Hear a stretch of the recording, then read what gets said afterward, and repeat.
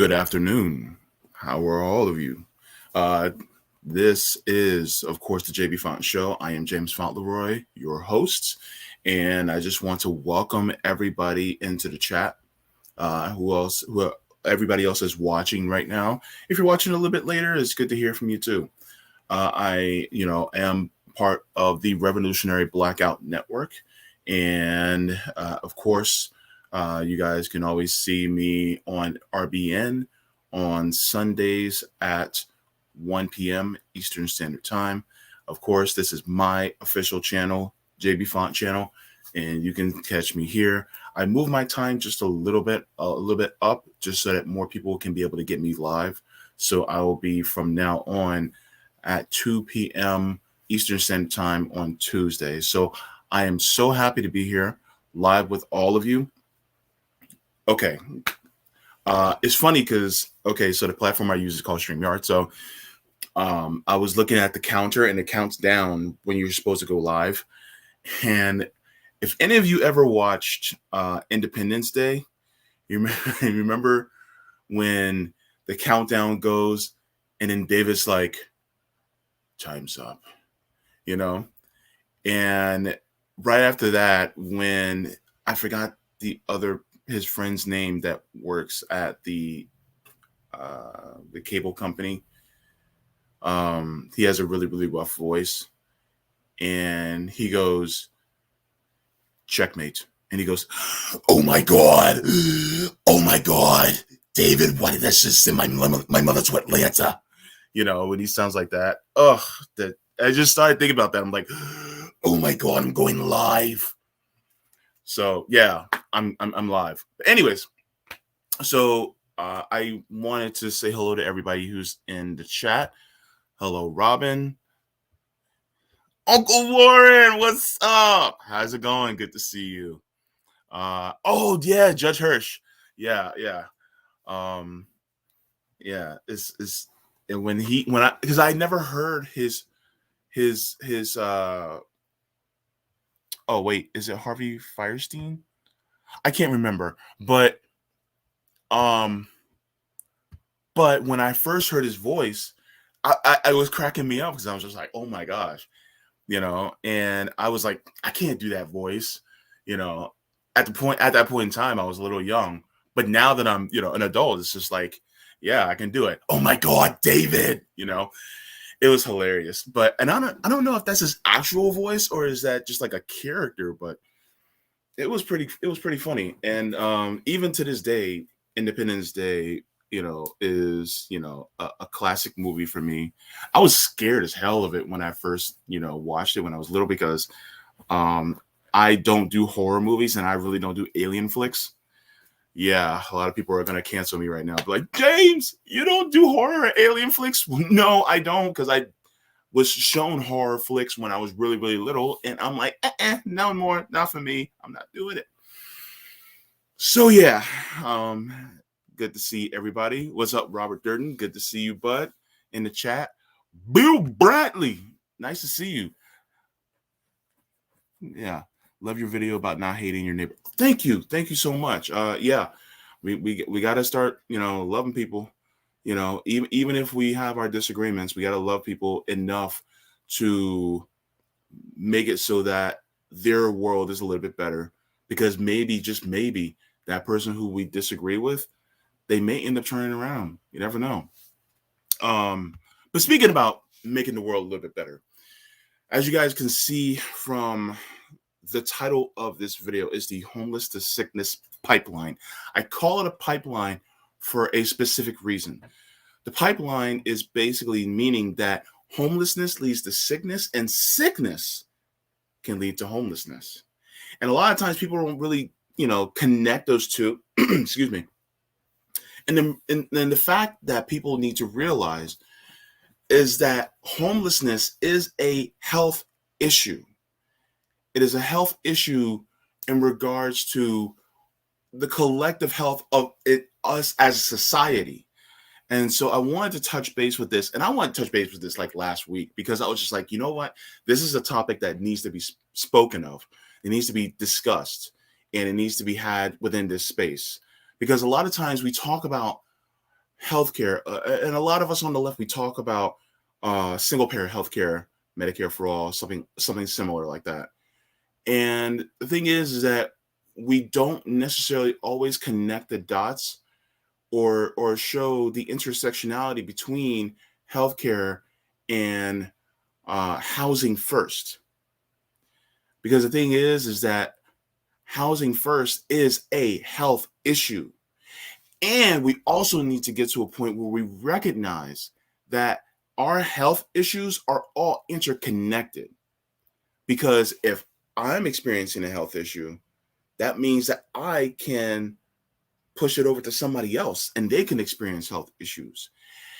And it's not just talking about our physical health as we see it now, but what about our mental health? Because we can also end up spreading things like PTSD to other people because of us not having our mental health in check. So I just want to get into that, and I just wanted to say hello to everybody that's in the chat so far that's watching. I am so glad to have you all here. Let me see. Oh, Bill Bradley says, I don't do horror movies either. Yeah, look, I live in the United States. That's a horror movie enough. All right. Because a lot of things that we see are horror movies. Like last week on the RBN, the round table, look, after seeing that dude who was in a wheelchair get shot by police in the back, that's enough horror enough for me. Like, I don't need any more horror in my life. I got so mad that I ended up having to, basically damn near rage quit, not because of my co-host. My co-host, it wasn't anything that they did, but I was just upset at what I was seeing because of just the lack of respect for life within this country, especially by the people who are supposed to serve and protect. So, but yeah. Oh yeah, Harvey's the guy with the beard. Judd is the father. Okay, Harvey. Okay. Because he was also in Mrs. Doubtfire, if I remember correctly. And so I love when he said, "Any closer, and you be mom." That was funny. Okay, so I just want to say, yes, he said. Robert Dern says, "Yes, Bill. The elites are always going to try to divide us." Yes, that's true. War Deer, I'm sorry, Where Pigrum, good to see you. Bill, you say it's essentially eugenics. I agree. You said, let poor people get sick and die, and let the sick become homeless and die. See, here's the thing. I think that part of it, and I'm going to go into the reasoning behind this, is number one, keep them sick enough that they'll continue to keep that perpetual cycle going, that capitalist for-profit cycle going, but it's also keep them well enough so that they have to go back to work so that they can produce profit for, what the oppressor class would say, produce more profit for us, right?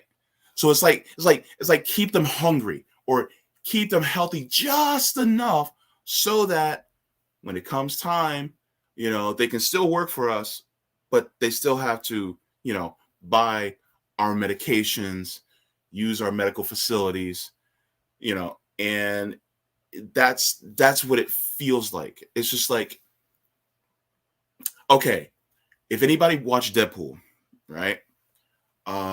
Spoiler alert, there's a part in the movie where the villain, I forget his name, but he puts Wade inside a container, and what it does is that it sucks out all the air out and makes him suffocate, but then it gives him just a little bit from time to time to keep him alive.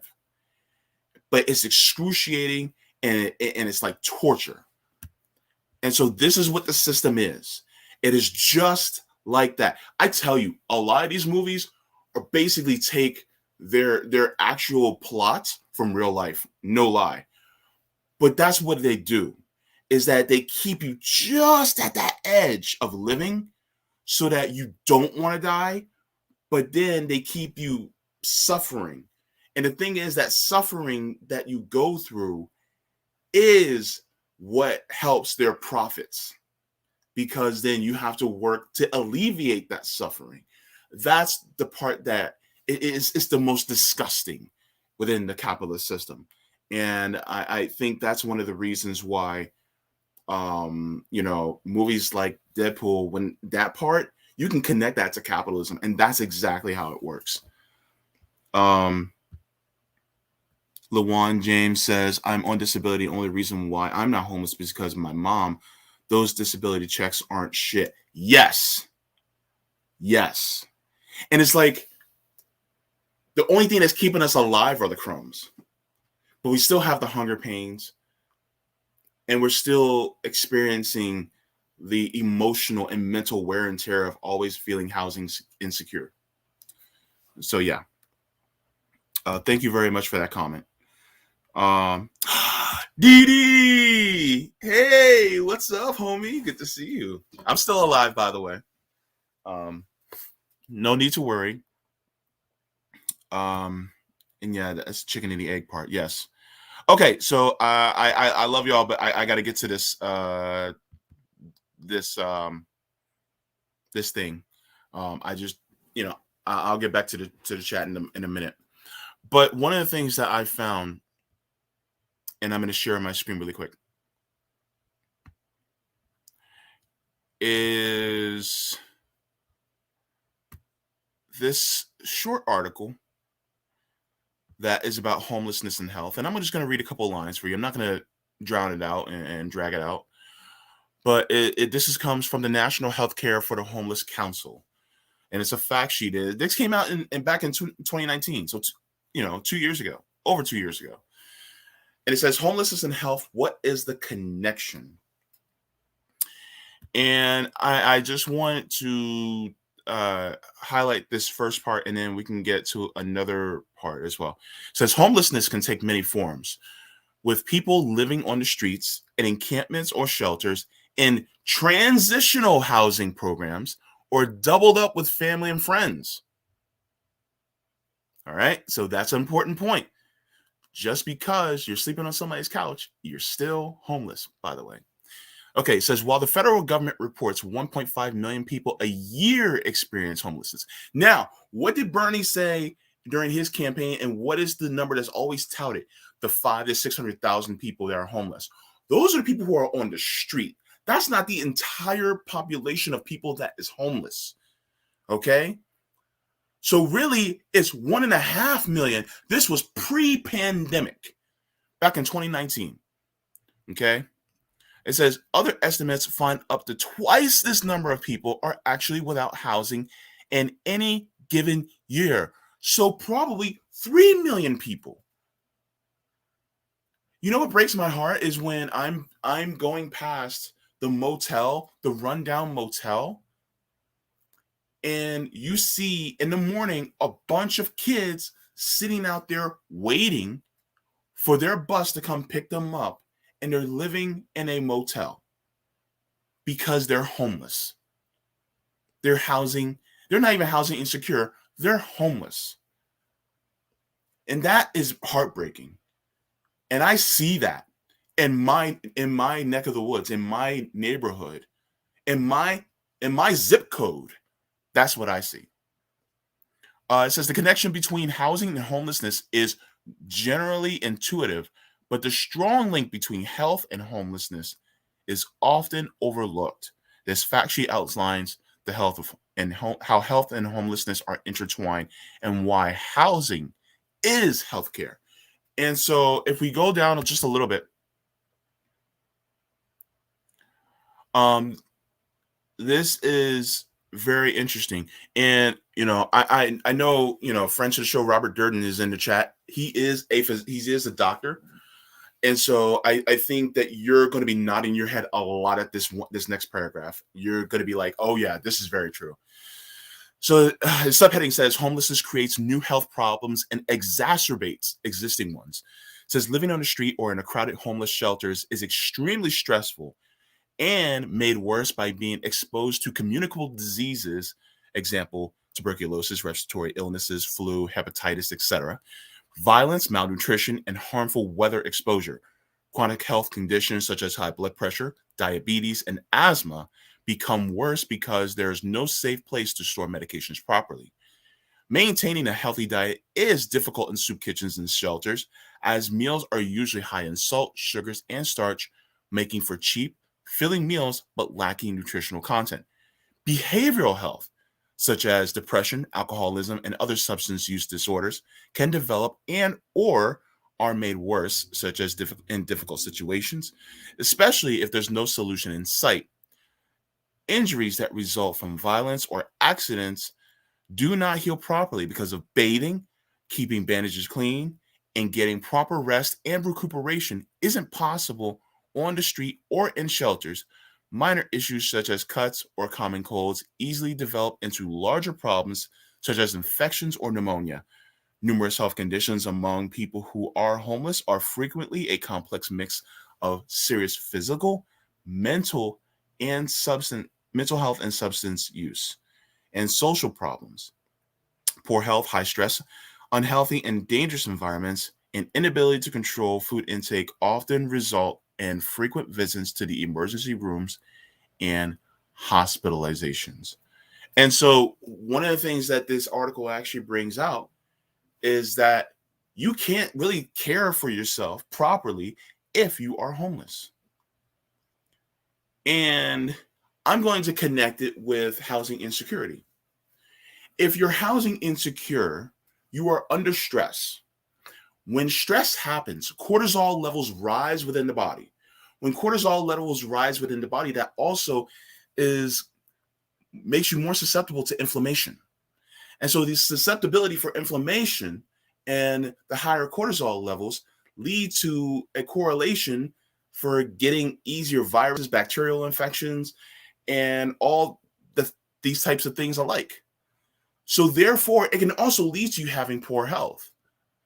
And so that's one of the things that there's definitely a connection between how sickness can lead to homelessness, but also housing insecurity can lead to sickness, which also can lead to homelessness. See? And so this is the intersectionality that I wanted to discuss. And I also put the link to this PDF in the description so you guys would like to take a look at it. I'm also going to share it in the chat really quick, just so that you guys can also get that if you guys are in the chat right now as well. And bam, it's in the chat. So yeah, so that's a really good, interesting article if you guys also want to share that around. Now, I also want to share another article. And then I'm also going to get to a quick video so that you guys can see that as well.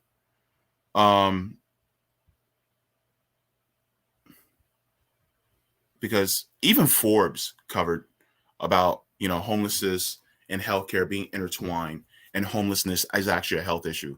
Even Forbes, and they are capitalist as hell, and they're even covering it. But I'm not going to cover Forbes because I don't want this video to go too long and this podcast to go too long. But let me share my screen again.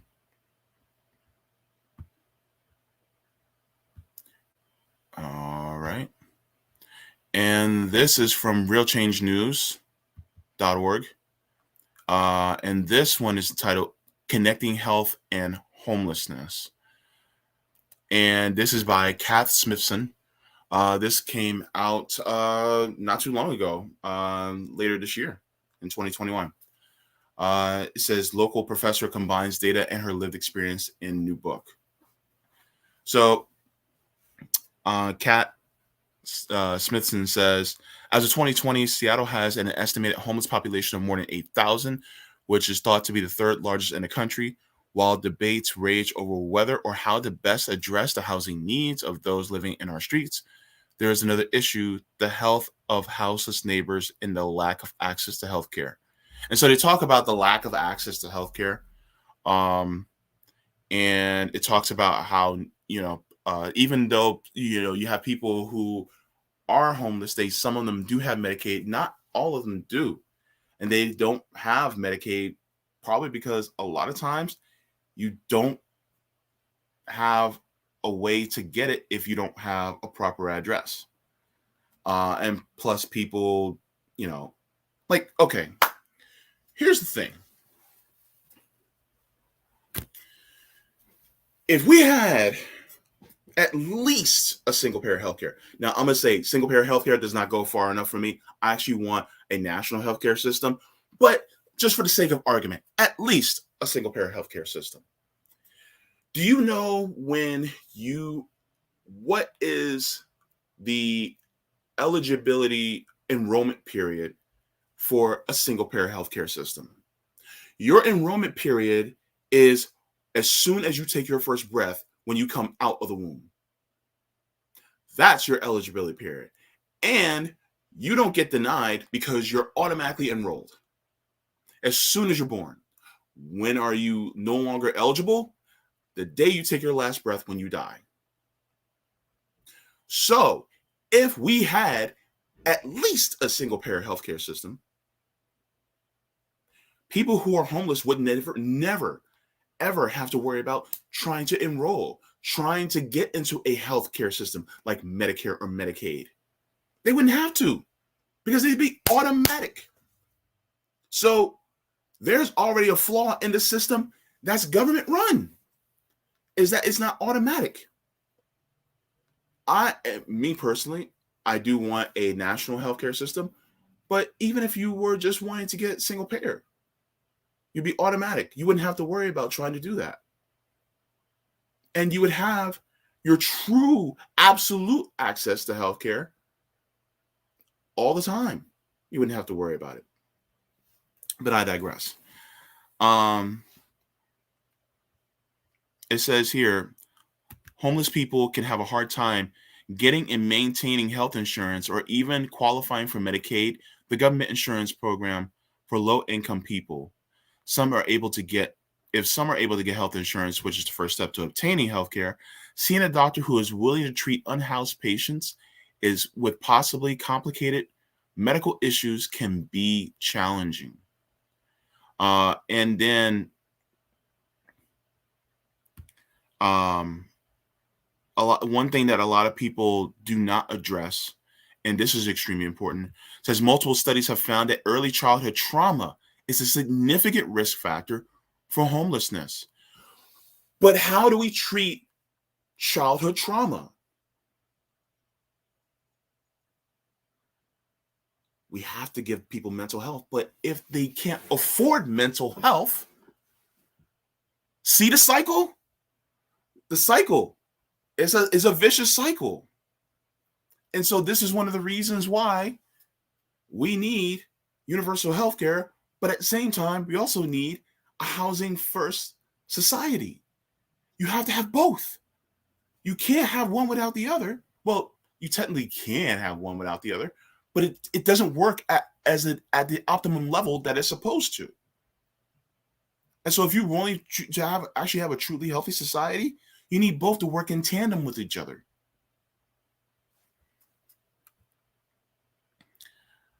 According to Insang, the COVID-19 pandemic shed light on the possible impact of homelessness can have on health. She states that we know from past pandemics and the current one that crowded shelters with little private space do not promote good health. Also, bunking up with friends or family in their house also puts you more at risk. Now, I'm not saying that not living with extended family, which is something that capitalism doesn't like, is a bad thing. But what I am saying is that there are some benefits to being able to quarantine, but also there are some benefits for being around people so that you can build immunity. So the thing is that ultimately, what's best for your health is to not be homeless, but also you're still homeless if you're couch surfing. You know what I mean? So, yeah. But I'm not going to read this entire article. It's really good though. Um, and I'll just put this last point. It says, while access to health insurance, by extension, healthcare, has improved implementation of the Affordable Care Act, more commonly known as Obamacare, especially in states who have expanded Medicaid coverage, there are still barriers to accessing care for those who are unhoused and struggle with homelessness. And it says one particular barrier is the reliance on what Ensign calls scientific charity, the idea that with enough data or science, we can get rid of poverty and homelessness.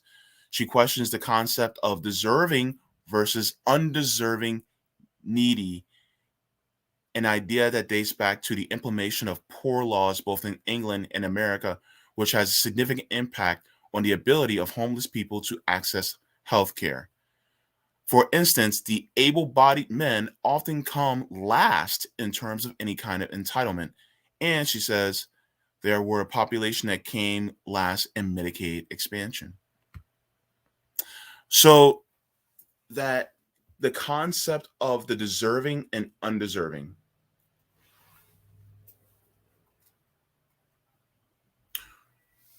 If healthcare is a right, then there should not be a core a divide between who's deserving and undeserving. If it's a right, it is deserved universally. Enough said. Same thing with housing. If you truly believe that housing is a human right, then there is no deserving and undeserving. Everybody deserves a home. Everybody deserves healthcare. Period. End of story. Full stop. Um, and so that's that's all I got to say about that part, actually. Going back to the chat. Did I leave that comment up the entire time? I'm sorry. Um,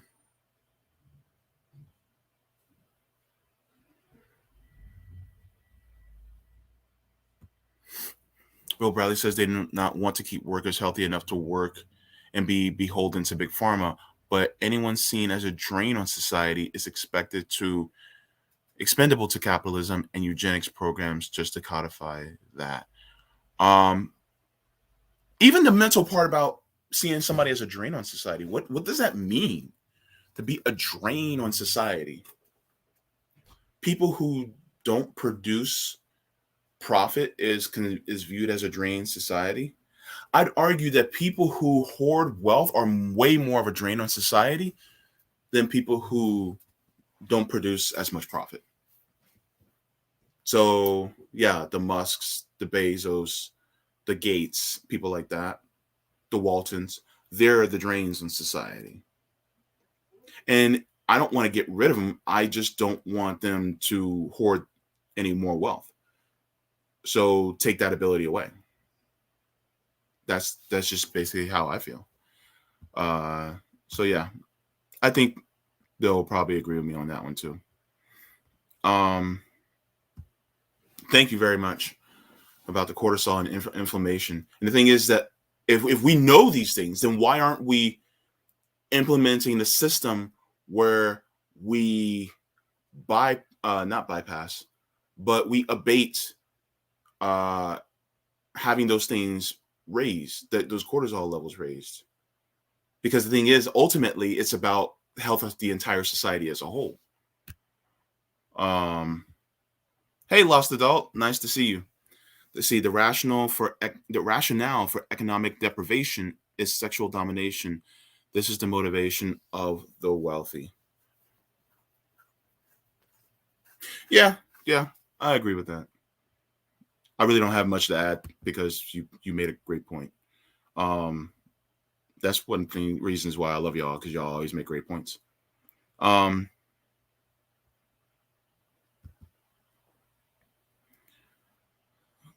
Hey everybody, good to see you in the chat. More people coming into the chat.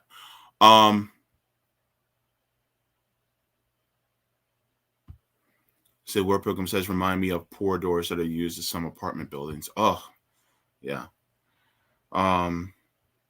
Luan James says there are many more besides the Waltons, Cokes, and besides the Waltons, the Cooks, and Soros. They just don't have social media. They have no emotional attachment to us. I think that's one of the things that is wrong, is that they don't have an emotional attachment to us. And let me be real. I think there's a lot of people, especially people who are wealthy, that lack emotional intelligence, and that needs to change. That just needs to change. Because the thing is that lack of empathy means that people are not humanized to you, and therefore you're willing to allow them to suffer just so that you can have just a little bit more. And that also needs to change. But I think that has to be done on a societal level, and we can start that by being more empathetic and displaying emotional intelligence with our neighbors. You know, we can start that, you know, within our own little area. And if more of us can do that, I think that we can have more success, a slightly brighter future, hopefully. So yeah, I want to go to this video, and you guys, some of you in the chat might recognize this channel. It's a very widely known channel. It has over 1 million subs. I'll put it that way. They are awesome. It's called Second Thought, and they actually talked about what Finland was doing as far as their program. And I'm going to mute myself, and I'm going to show this video. So stay tuned.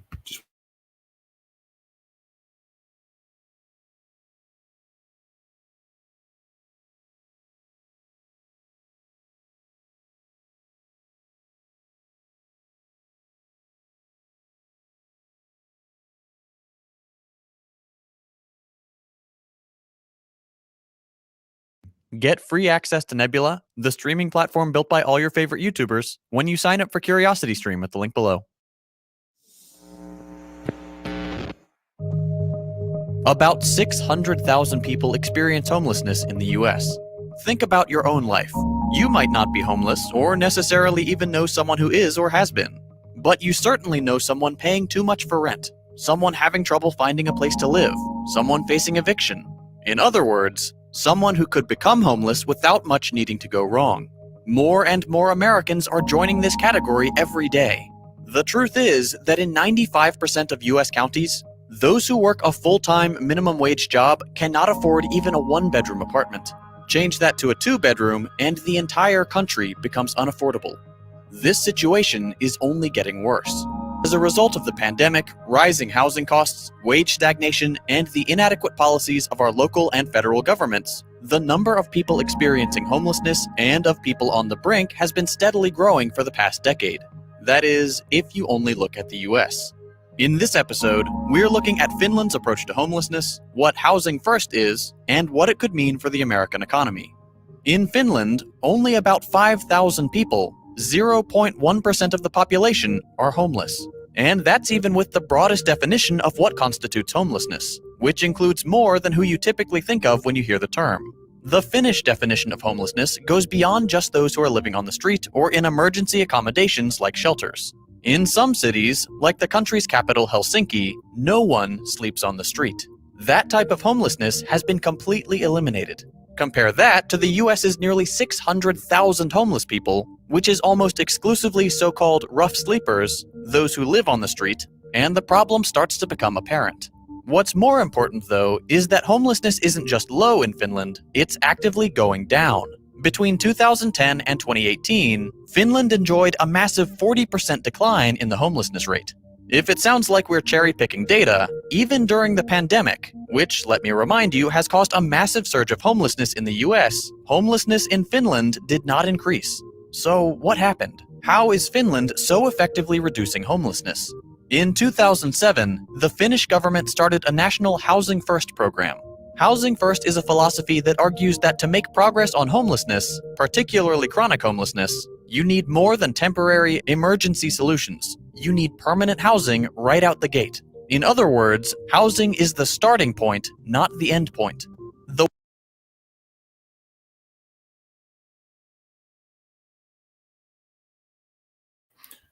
So that one part that he said, housing needs to be the starting point, not the end point.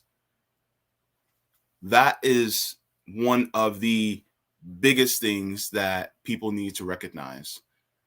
Because in a for-profit system, like yeah, Finland's still a capitalist country. Let's be real, okay? They have their flaws, and you know, JT on second thought, he actually addresses that as well later in the video because he is a socialist. He's not a democratic socialist. He's a socialist, just like me, and so he talks about that.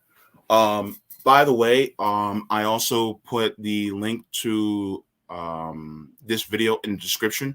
I'm also going to put it in the chat just so that you guys can have access to it immediately following this broadcast. But look, we have this situation where in this country, it talks about, how all, we have to have, this system where you have to go through all these different hoops in order to get housing versus housing being guaranteed as a right. And because of that, it leaves so many people subject to just not having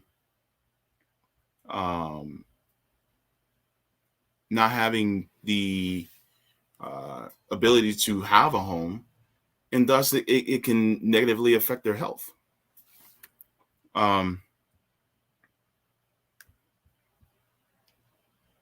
So I wanted to just say a few words regarding this as well. And be sure to go give Second Thought a follow. That is an amazing channel. They have over 1 million subs. But I mean, hey, they're educating people on socialist issues like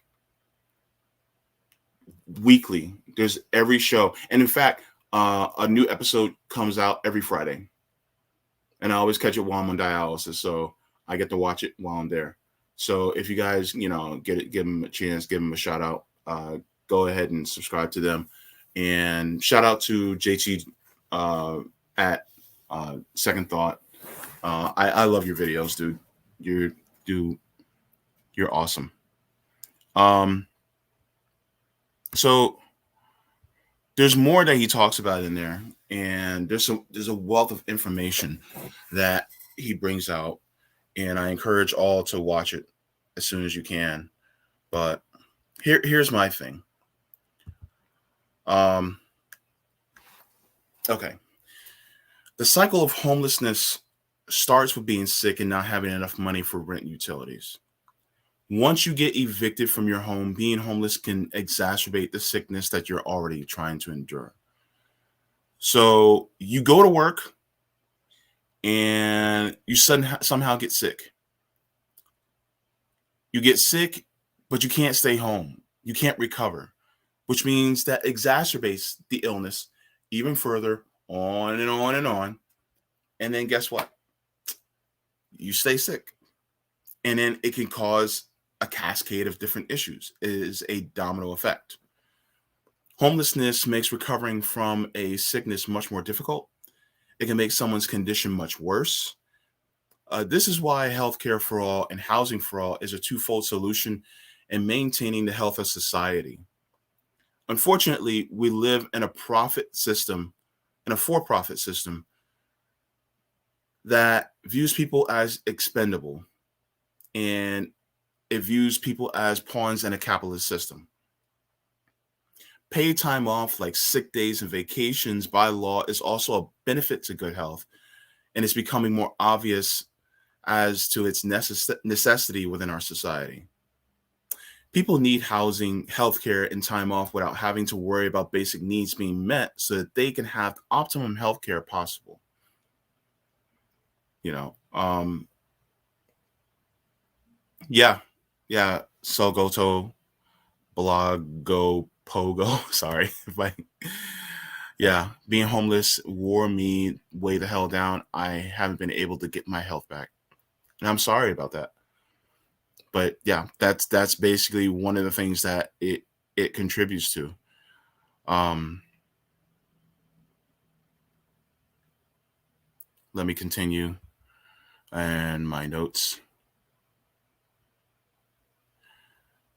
Okay, so this shows that we are just one sickness away from homelessness. Imagine all the people who got sick from the Rona, who lost their job, and are still only housed because of an eviction moratorium. Remember that whole thing with Cori Bush, where she stood outside the Capitol steps and was like, "We're not going to move until they, continue the eviction moratorium and all that jazz." Well, imagine if we didn't have that at all. Imagine how many homeless people would be out there. What if we didn't have an eviction moratorium, but instead we had housing for all so that no one would have to worry about being homeless and can focus on getting better? Think about it. What about people who do have homes but are housing insecure? What about the mental and emotional effects that plague them? Stress, which makes cortisol levels rise and it makes your body more susceptible to virus and infections. Even being housing insecure is a health issue that must be addressed because ultimately it's about collective health of society. See, this is, you know, individualism versus collectivism. If you're thinking about the collective health of society, then you're thinking about solving, societal woes, on a massive scale, including our health. We may live in an individualistic system, but our bodies and the natural world still operate collectively. This is why we are in a pandemic. We are trying to use individual means to combat a collective virus or disease. I'm not just talking about Rona. I'm talking about diseases like diabetes, sexually transmitted diseases, heart disease, the flu, various different infections, both viral and bacterial. We have a healthcare system that focuses treating illnesses rather than sustaining wellness. And we only do it on an individualistic level. Why? Because profit means more than all else.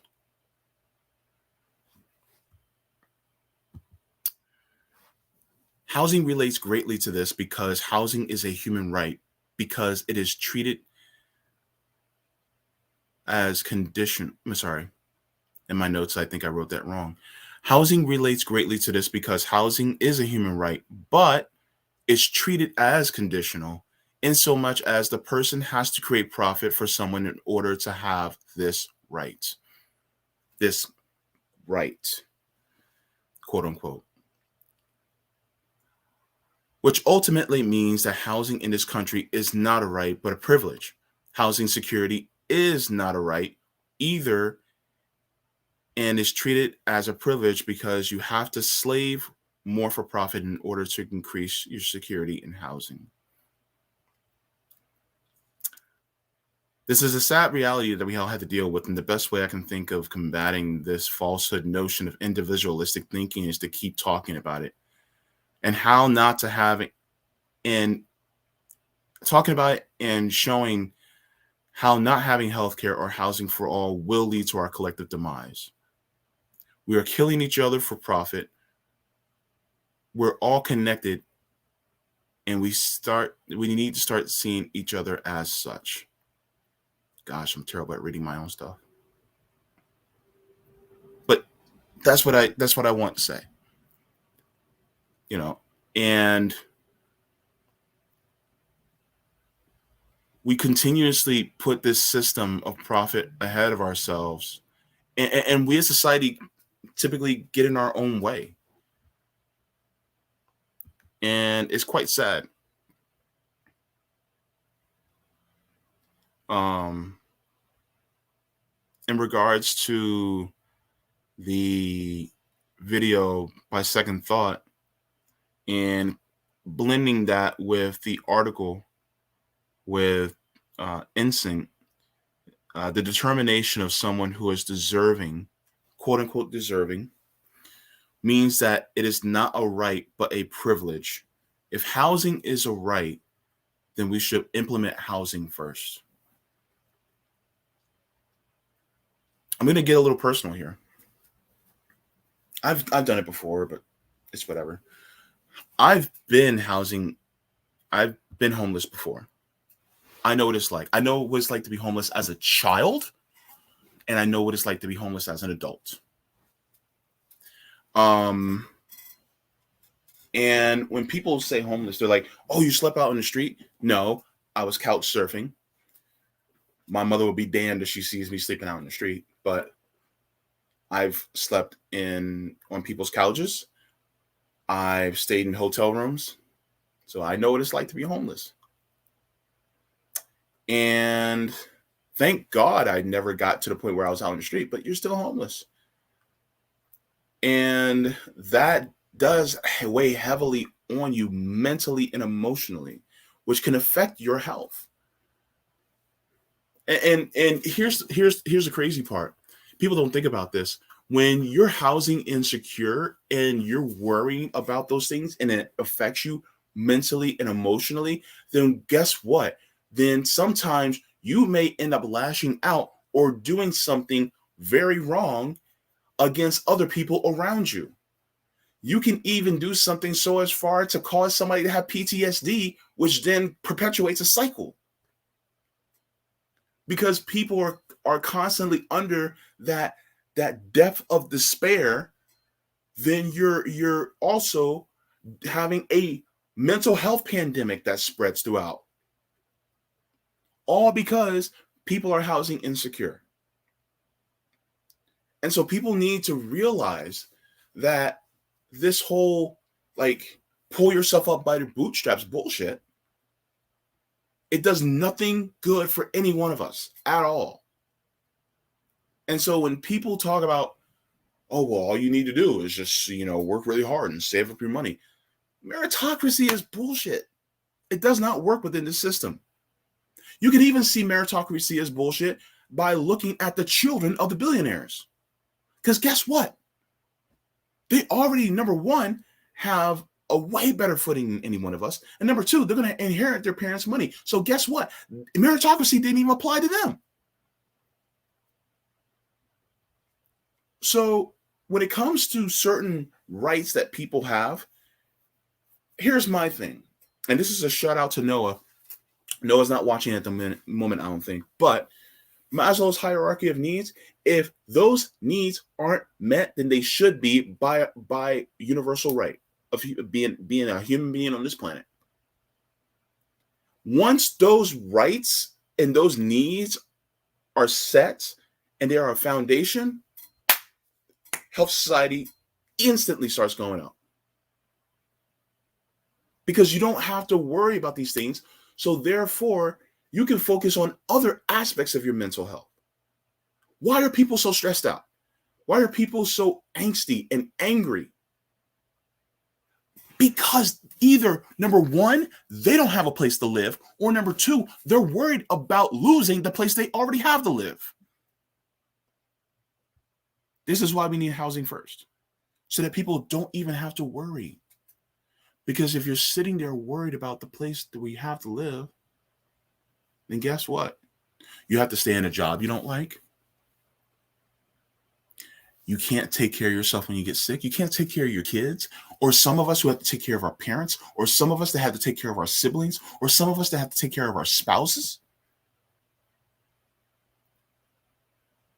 That means that our loved ones have to take position on the back burner sometimes. Or either that, or our jobs have to be on the back burner, but then we lose it. And so then we're even in a more worser of circumstance. So this is one of the reasons why I wanted to connect housing and healthcare together. It's a pipeline. And if you continuously have, a stable home where you're not insecure about your position in your housing, then that's something that's a worry, that's a stressor that is no longer there. Your cortisol levels aren't going up. You're not more susceptible to viruses and infections because shit goes from bad to worse. Have you ever heard the term, you worried yourself sick? That shit is real. There are people who have you ever got through a point in time where you were working at your job and you were working way more than normal, and you got to the point where, like, about a week or so after you work like long ass shifts, and for that entire week you start to feel like you got the sniffles, you got a cough. I have that absolutely happened to me. And so that's your body saying, whoa, whoa, whoa, whoa, whoa, whoa, whoa, whoa, whoa, whoa. You are doing way too much. And now, because your cortisol levels are high, your immune system has went down, and now we cannot defend like we used to. So guess what? Here comes rhinovirus at the least.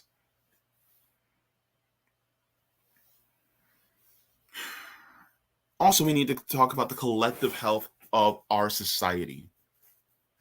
And not just when we have a pandemic. The collective health of our society is deeply important. And it affects all of us because we are all connected. I will keep, and people may get tired of hearing me saying that. I'm going to keep harping that in to the day I die. We are all connected on this planet. And so if someone is experiencing health issues, it is going to circle back to us. It not may circle back to us. It might circle back to us. No, no, no, no. It will circle back to us.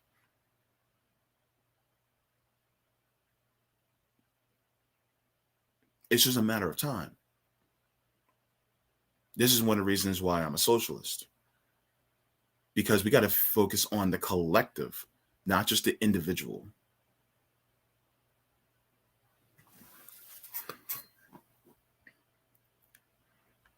Going back to the chat here. Said, I don't need mood alters when I'm not in pain or under pressure. I default to ridiculously happy. Thank you. Thank you. Salgado, thank you. The thing is that a lot of the things that, please come for me when you, if you're trying to bash me for saying this.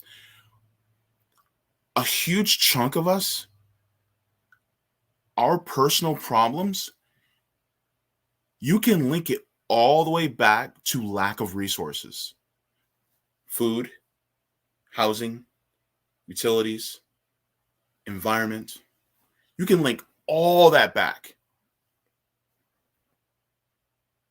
And so if somebody is pissed off at their job,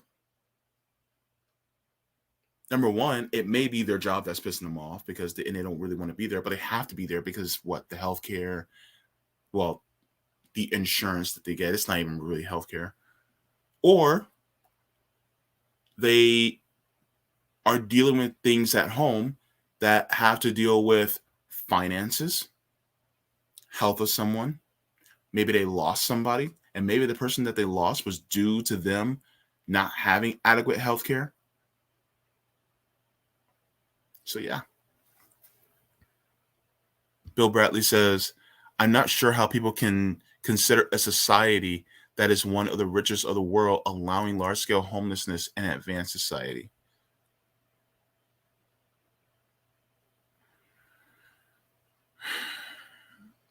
This country got to where it got, based on pure exploitation. That's just it. It's crazy beyond me, how you can just look at society right now and be like, oh, but it's fine if people go homeless. That's their own fault. When no, 90% of the population is homeless. If you actually talk to people who are homeless, a lot of times the source for their homelessness is because they got sick at work and they couldn't recover enough. So then they ended up not having enough money for their rent or their mortgage, and they got kicked out. And they couldn't build it back up in time in order to save themselves from getting homeless. Yeah. And because here's the thing that a lot of people say, oh, well, they're homeless. Oh, it's probably because of substance abuse. Not every time. And even if it was from substance abuse, why was there substance abuse? Why? Why were they self-medicating? A lot of times that self-medication is due to people having experiencing stress because of a lack of resources. They just don't have what they need in order to survive. So they have to find a way to cope. And then it just leads them down a vicious cycle. It has a domino effect. And they can end up homeless that way. Or they got sick. They couldn't make up enough for their next paycheck to pay their rent. They got evicted, and now they're out in the street. And so you're just many of you are just one sickness away from being homeless. Let's be real. You're one sickness, you're one accident, you're just one situation. You're probably one argument at work away from being homeless. Housing first. What a concept, right? So yeah, that's what I want to talk about. Of course, you guys can catch me again on this Thursday at the Revolutionary Blackout Roundtable. And I will be live again on Sunday. This Sunday coming up at 1 p.m. Eastern Standard Time with Revolutionary Blackout. I'll be talking about propaganda with a friend of mine, Mike Marissi, and we'll be discussing that. And I would like to touch on his article in the Gilman House about propaganda. Also, I will be live here on this channel next week. If you guys can, what are your thoughts about what I said? Comment down below, about what your experiences regarding homelessness, and what are your thoughts about a housing first model? Please be sure to look at, Second Thoughts channel. Also, if you guys haven't give me a like, please, give me a like if you support my content. And if you guys want, you guys can buy me a coffee by going to coffee ko-fi.com/Jaybefaunt. That's ko-fi.com/Jaybefaunt. And yeah, so I deeply appreciate all of you being here. And I would like to talk some more about this subject a little bit with other guests, and hopefully I'll have some more. I'll have my first guest on the week of Christmas, and I'll let you guys know, who it is the week before, so that you guys can prepare and bring a friend, to watch. So yeah, I am grateful for all of you being here. And be sure to, if you guys aren't subscribed, then why the hell aren't you? I hope I'm not boring. If I bore you, sorry. I'll try to be more entertaining next time. But thank you guys so much for tuning in. Thanks for all the people. Actually, this is actually the biggest stream I've had live. So thanks a lot.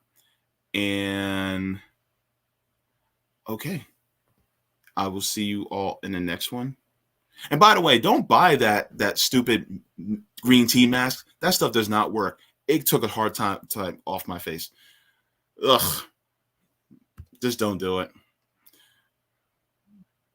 Or whatever. I'm not your boss.